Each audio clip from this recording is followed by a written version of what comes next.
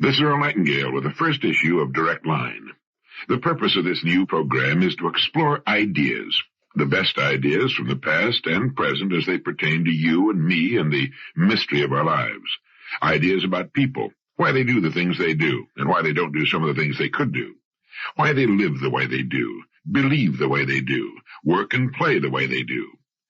Our most distinguished and eloquent researchers in the field of psychology and psychiatry tell us that our affluent society has not brought us happiness and joy. On the contrary, people in the highly developed, wealthy nations of the world seem to be suffering from a malaise made up of boredom, apathy, and general depression. And we know that people are at their best, that is, they seem to be happiest and most energetic, when they're striving toward the fulfillment of what seems to them to be good and worthy ideas. Isn't that true? People move mountains and dance and sing far into the night when they're swept up by a great idea. There's something about the human creature that makes him godlike when he's moved by a great idea, and apathetic, bored, and depressed when he's not. Wherever you find boredom, you'll find the absence of a good idea, in a child or an adult. People are depressed and bored when they know deep down in the very fibers of their being that the life they're living is not what it could be, not what it ought to be. We suffer from an all-pervading feeling of guilt when we're living below our true capacities in our work and in our play. And it's beginning to dawn upon the people everywhere that we've been chasing a mistaken concept of what success is all about. We've confused means with ends. We'll find success, each of us in his own way, when we find ourselves, and when we do, all things that we want and need will be added to our lives. The journey of self-discovery, the journey into meaning, is the most exciting on earth and the most rewarding. When we're gripped by a good idea, a succession of good ideas really, because one leads to another, we're at our best, our happiest. We may not know that we're happy, but we are, and our lives are characterized by a feeling of worth, of purpose. Ideas bring the fresh, clean air of renewal into our lives, into our home lives, into our business lives. The real fun of life is in continually bridging the gap which lies between where we are and where we want to be, and from what we are to what we wish to become. There are three main departments of living with which we should concern ourselves and in which we should succeed.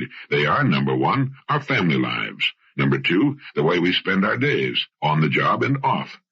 And number three, our income. The purpose of this program is to help us find more meaning, more real success in each of these vital departments. First, just a word about listening.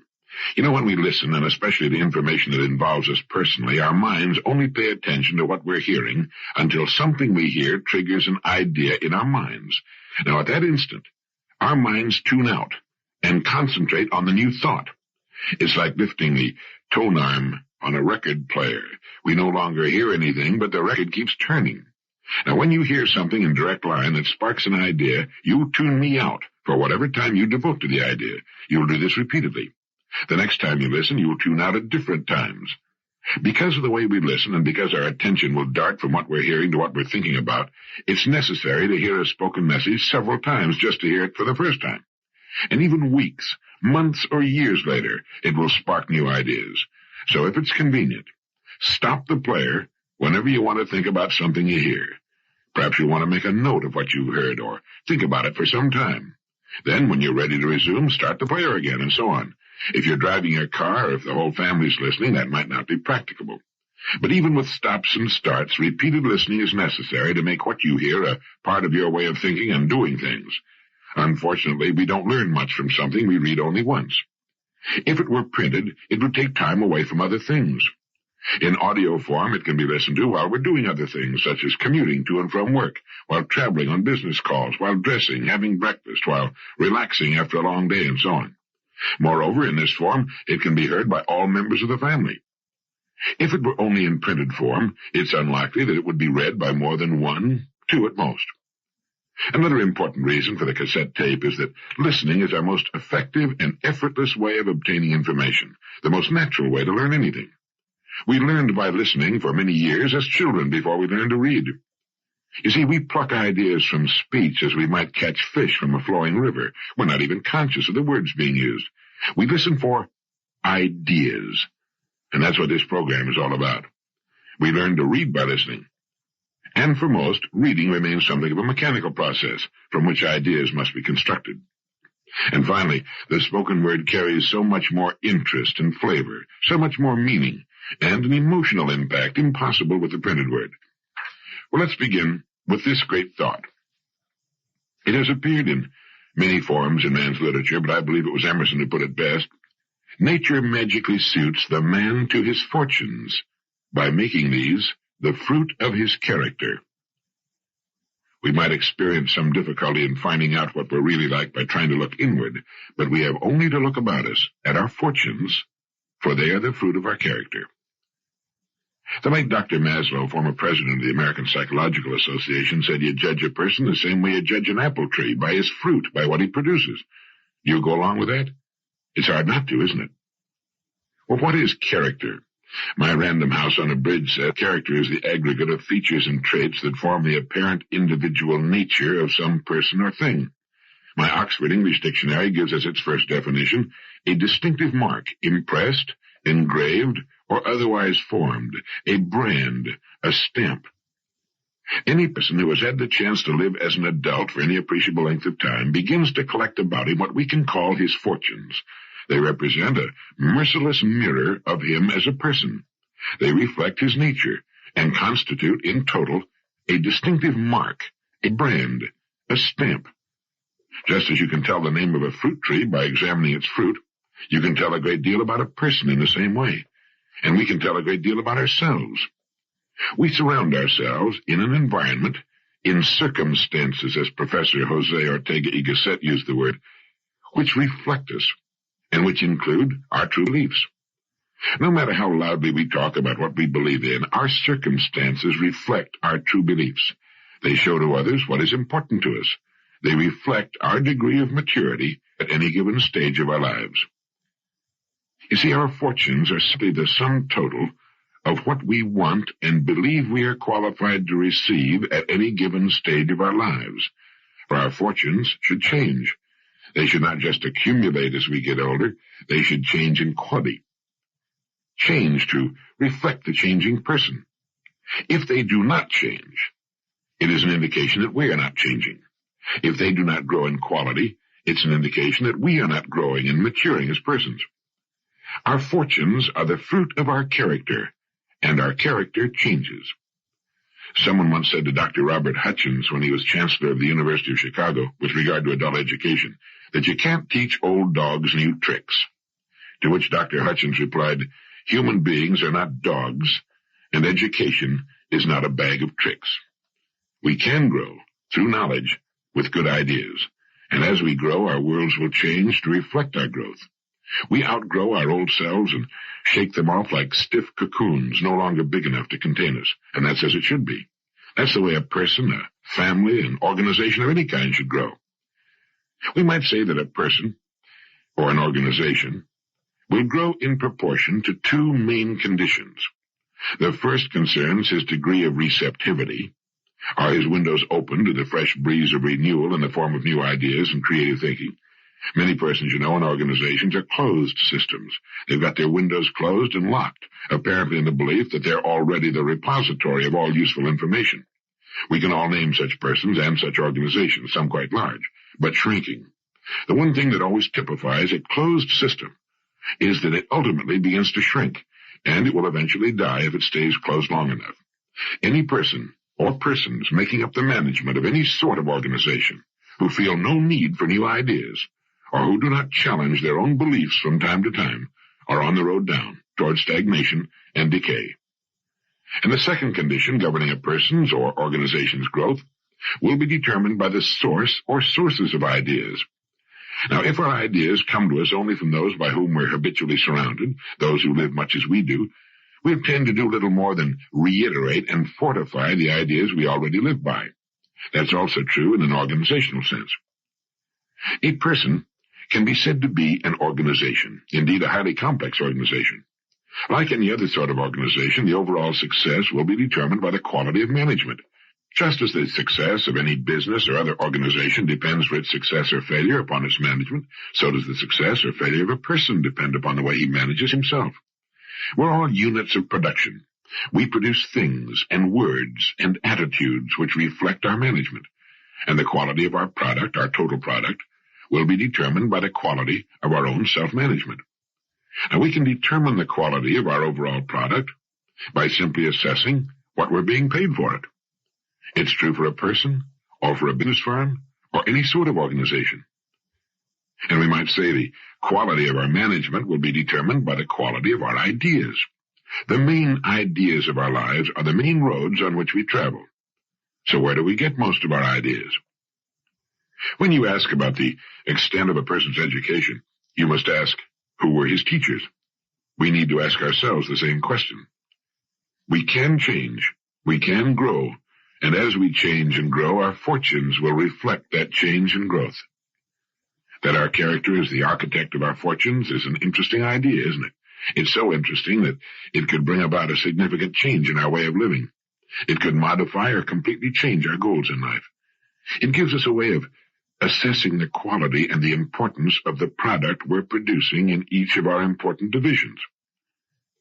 Let's say a company has 3 divisions. 2 are doing well, 1 is losing money. Now, the one that's losing money, provided it's been losing money for some time, would seem to indicate that it has poor management, or else it produces a product or service without sufficient demand on the part of those it would serve. Now, the same can be said to be true of the different departments of our lives. Quite often a person will be great in one department and poor in another, great on the job and making a living perhaps, but poor at home, or great at home and poor on the job. And I think we can safely say that every relatively normal person wants to succeed in each of the 3 main departments of living, in his family life, in the way he spends his days, that is, the work he's chosen and the way he chooses to spend his free time. It's surprising, how many people tend to forget that they chose their work of their own free will, just as they chose their spouses of their own free will, and the main direction of their lives of their own free will. And we all want to succeed in the income department. That is, we want an income sufficient to fulfill our wants, not just our needs, but our wants as well. Now, we control our rewards in each of these departments. If we've been adults for any real length of time, and if we've achieved any real maturity, we must admit to ourselves that our rewards in each department are commensurate with our management, with our success in interacting with those upon whom our success depends. Now, that's an idea we will accept or reject, depending upon whether our windows are open or closed. I mentioned earlier that we often confuse means with ends.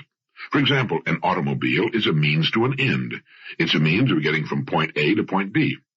Money is a means to an end. It's the means to the kind of life we want to live. It represents financial security now and in our later years.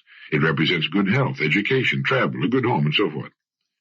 Now, in our society, these means to ends and others have often been confused with ends. The automobile or money in itself has become an object of veneration, not for what it will do for us to make life more convenient and more pleasurable, but rather for what it is in itself. We tend to worship objects in our society. And finally, we find ourselves in possession of all the objects we ever wanted, and we stand in the middle of them and look at them and come to the realization that they're not enough, not nearly enough. A human being needs more, much more than a pile of objects, important as some of them are. And that's one of the reasons we find so much depression, so much boredom and apathy about us. People have what they wanted. Why aren't they happy? Could it be that they've not moved on to other, larger, and more worthwhile goals? I think so. George Bernard Shaw said that it is the first duty of every man not to be poor. I agree with that. Poverty has never brought happiness. We see it staring from the hunger-ravaged faces of the world's underprivileged. We see it in our ghettos. But there are 2 kinds of income, psychic and tangible. Now, psychic income is the income of the mind and feelings, the kind we get when we look at our loved ones or when we've done a good job. Psychic income is the income the firemen get roaring through town with the sirens screaming. It's the income a police officer knows when he straps on his revolver and assumes the authority of his uniform. There's psychic income that comes with a promotion, with the executive suite. It's excitement and satisfaction, and it's perhaps the most important income we receive from our life's work. We can make a living, we can get rich doing many things, but psychic riches come from being in the kind of work we like, doing the things we want to do. Conrad Lorenz, in his excellent book On Aggression, tells us that the drive to fulfill oneself To realize, if possible, the potential of one's unique endowment is coded in our genetic instructions. And it's going contrary to our genetic instructions that causes us anxiety, guilt. We seem to know that there's a way to live that's better than the one we're settling for. Now, families, schools, society all work to fit us into established pigeonholes, and for some it's fine. For others, the shoe doesn't fit. It hurts. It rubs and chafes and can become agonizingly painful. No psychic income there. So those must seek it off the job in hobbies and avocations, or change the job. But we need to get it somewhere. Psychic income is an important part of our income picture. As to financial income, it should meet our requirements.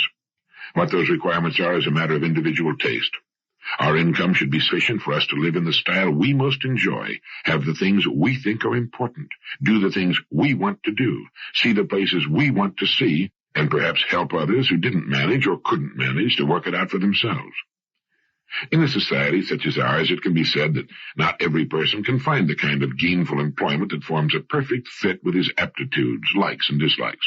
Many factors work to hold a person in a particular place and at a particular job other than the amiability of the job itself.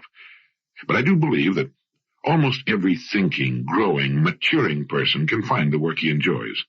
And for the rest, the deep sources of satisfaction and interest can come from experiences not connected with their work. For some, their work is the very mainstay of their lives. For others, it's simply the means to an end. Many people are quite content to not work at all. Most retired people enjoy their retirement and wouldn't change things for the world. But for some, active, mind-engaging work is as necessary as food and drink. For many women, running a home, raising their children, caring for their husbands, and 1,001 things necessary to that life are more than enough for all the satisfaction they need. They're quite content with their lives, as they should be. For other women, such a life is unthinkable, the way to madness. They need other interests, other lives. To expect that 50% of the human race should be content with keeping house and raising a family is ridiculous. It's as ridiculous as it would be to expect all men to be lawyers or bricklayers. A woman can want the love and companionship of a man and perhaps a family, without at the same time having an aptitude or even an interest in keeping house. She might prefer to be a brain surgeon, a teacher, a business executive, or any one of the 200,000 possible occupations in our society. We've been taught to live within our means. And it's good advice for a company, a country, or a person. But what are our means? Have we explored our means? Do we know what our real means are? People say a person shouldn't reach beyond his capacity. It'll only end in frustration and disappointment. What is a person's capacity? How's he to find out what it is unless he reaches? The man and wife in a so-called average home on an average street in an average town haven't the faintest notion, as a rule, that they can sit down at the kitchen table, make a list of everything they want, number the items on the list in the order of their importance to them, and then get everything on that list in 5 years, certainly in 10. An American labor leader once commented that the American people can have anything they want. The trouble is that they don't know what they want, and this most certainly applies to income. A British survey team discovered that the average American family believes that happiness can be guaranteed with a 20% increase in income. It's obvious that most people haven't the foggiest notion as to what constitutes happiness. How does a person increase his income to the point where it more comfortably meets his needs, his present needs, and his savings and investment needs for the future? A good first step is to realize that everything we want, other people have, and will give us if we earn it. $1 from just 10% of the families in the United States would come to $7 million. Our income is in the hands of others.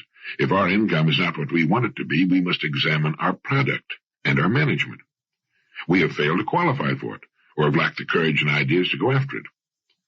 Thoreau said, "We have only to move confidently in the direction of our dreams to meet with a success unexpected in common hours."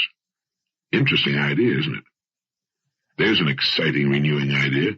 We have only to move confidently in the direction of our dreams to meet with a success unexpected in common hours. The direction of our dreams is often nothing more than our genetic instructions, than our subconscious, our natural propensities, whatever we want to call it, trying to point us in the right direction. The minute we begin to move in the direction that's right for us, things start going our way. We begin to get lucky, as they say. So we need to ask ourselves, am I moving in the direction of my dreams? Or am I playing lockstep with millions of other people because of some stereotyped idea I picked up from people who don't know any more than I do, maybe less? People who perhaps have not proved in their own lives that they're experts when it comes to living successfully.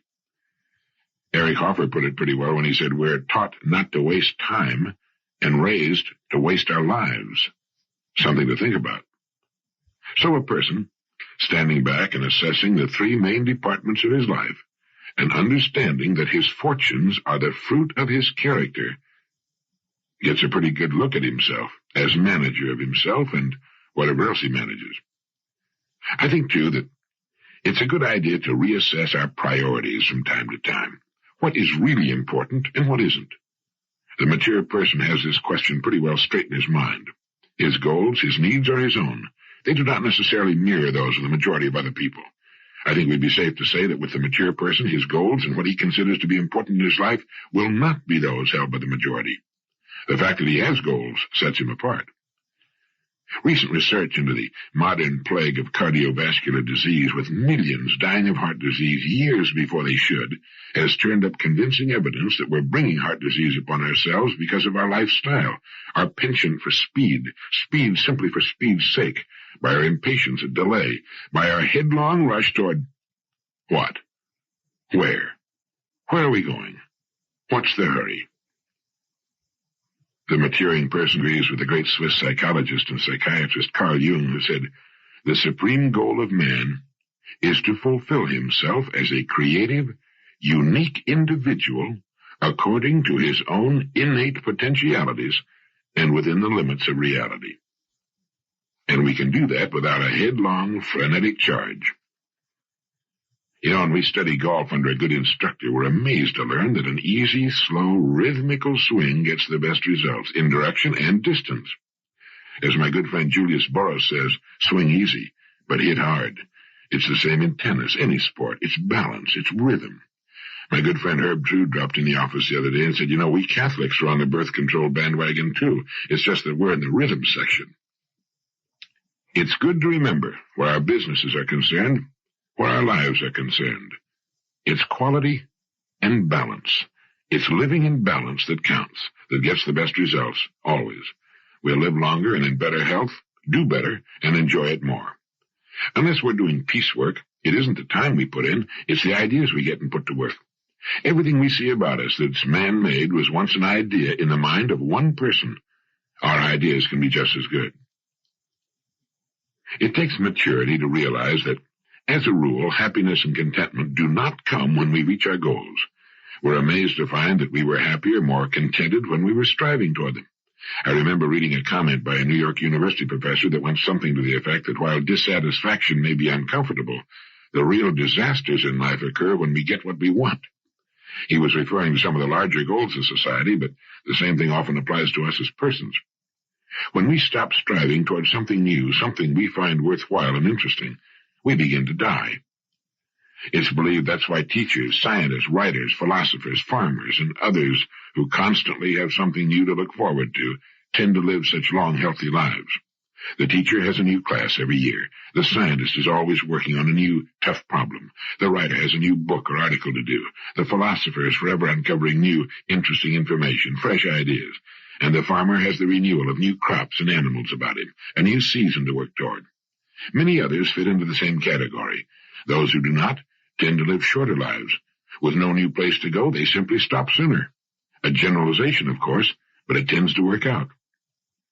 Incidentally, heart attacks, contrary to popular opinion, are not common among leaders in business and industry, in government and education. The leaders usually enjoy excellent health and have learned to live in balance. It's the people in the levels below the top who permit themselves to be skimmed off years before their time. It's been said that a heart attack is nature's way of telling us to slow down or change our habits, or both. It's a rude lesson, often fatal, but that's nature's way. How did Huxley put it? He compared living to playing a game of chess with an invisible opponent who's always strictly fair and just, but who never overlooks a mistake. If we play ill, he said, we are checkmated, without haste, but without remorse. And to those who play well, they're rewarded with the overflowing generosity with which the strong delight in strength. Living in balance, in anything, is the way to play the game well. How did James Allen put it? A calm, strong life is like a shade-giving tree in a thirsty land, a sheltering rock in a storm. You know, it's only when we're calm and at peace with ourselves that the good ideas tend to come. I think that's why we so often get our best ideas early in the morning or while doing something that's totally routine, such as shaving, showering, driving the car, or walking alone. Most people do not do much creative thinking, you know. In fact, they've been put down so many times as youngsters they've learned to distrust their own ideas, doubt their own ability to get worthwhile ideas. Our mind, and no one knows what the mind is, incidentally, or even where it is. The ancient Greeks thought for a while it was located in the liver. Our mind comes as standard equipment at birth. But since the demands put upon it are relatively small and it's not required to come up with new ideas, it soon falls into disuse. As with anything else, what we don't use, we tend to lose. And so it's easy to forget or never learn that we own free and clear the most amazing agency ever to appear on earth, the human mind, all of it, whatever it is, subconscious and conscious, seeming to draw as it does on the mysterious stuff of the universe, past and present. You know, there's a system for creative thinking. Perhaps you're familiar with it. First, you define the problem. Put it on paper. Quite often, just defining it leads to a solution. The next step is to begin gathering data with regard to the idea. We need to find out all we can about the possible ways in which such an idea might be solved. We need to read about it, talk to people who've had similar problems, find out all we can about it. Next, we need to write down possible solutions. Think about possible solutions. Turn the problem every way but loose. Worry it like a puppy with a slipper. If it has to do with a product, can it be made larger, smaller, a different shape or color, simpler? You know, it's generally believed that in order to produce a product of excellent quality, it must cost more. The old dichotomy still hangs on the idea that if something is inexpensive, it must not be of the highest quality. Well, that's ridiculous. It can be inexpensive and still be of excellent quality. Think in terms of simplification. Can the superfluous be taken away? Sometimes a superior product must cost more because of the quality of its components and manufacture, but not necessarily. Since World War II, we've seen some excellent products turned out at very reasonable cost. After you've thought about it until you begin to dream about it and talk to yourself about it, then forget it. Let it slip down into the great cooker of your subconscious mind, where the archetypes of your racial memory and your genetic wizardry and 10 million ancestors can all work on it and hold it up against 1,000 solutions. The mind is like a supercomputer. It'll work on a problem while we're doing other things. Let it cook as long as it needs to, and then, one bright morning, if you're like I am, it'll usually wake you up at about 4 in the morning. The answer will pop into your mind as clear and simple and perfect as anything you ever saw in your life. You then yell Eureka, leap out of bed, and write the answer down on a piece of paper as fast as you can. If you don't, the idea can slip away as quietly and mysteriously as it came, and you can spend the next 20 years trying to recall it. The next step is to put the solution to work and stay with it to completion. Don't try to play it too safe. Nobody ever got to second base trying to keep one foot on first. Either you have confidence in your ideas or you don't. Getting good ideas is only about 10% of the job. The 90% is the follow-through. The person who will follow a good idea through to completion is one of the most valuable people in our society. Every problem is an opportunity. Our opportunities are an exact ratio to our problems. We have great national problems. Therefore, we have correspondingly great national opportunities. The bigger the problem, the better the opportunity. Problem, pollution. Great industries employing many hundreds of thousands, perhaps millions of people will be built upon the problems of air, land, noise, and water pollution. Problem, population. Population means people, and whether you're serving their growing needs or helping them to hold their numbers in check, you've got opportunities. Millions are already being earned in these problem areas. There seem to be two main classifications of people in the world, the big group, which is made up of those who are part of the problem, and the small group made up of those who are part of the answer. Which group we choose to be in is up to us. A professor at MIT has said, the changes taking place in the world today are not merely changes from one form of society, one form of technology to another. They're so wide-sweeping that they're taking us from one major epoch of human history into another. We are in an order of change which is completely different from anything our ancestors knew, unless we go back 10,000 years when they invented property, ownership, work, and mechanics based on the wheel. Change. Unprecedented, amazing change, and you and I are right in the middle of it. For some, change represents a threat to the status quo. For others, it represents unprecedented opportunity. For me, and I hope for you, change always represents new opportunities for growth, development, for the setting of new goals, for the moving on to new vistas, for the fresh breath of renewal. We don't know much about anything, really, but most of the top people in the disciplines touching on human conduct seem to be certain of two major points. One, the average healthy person functions at a fraction of his true capacity, and two, that the most exciting lifelong adventure is bringing more of our real powers to bear in our lives.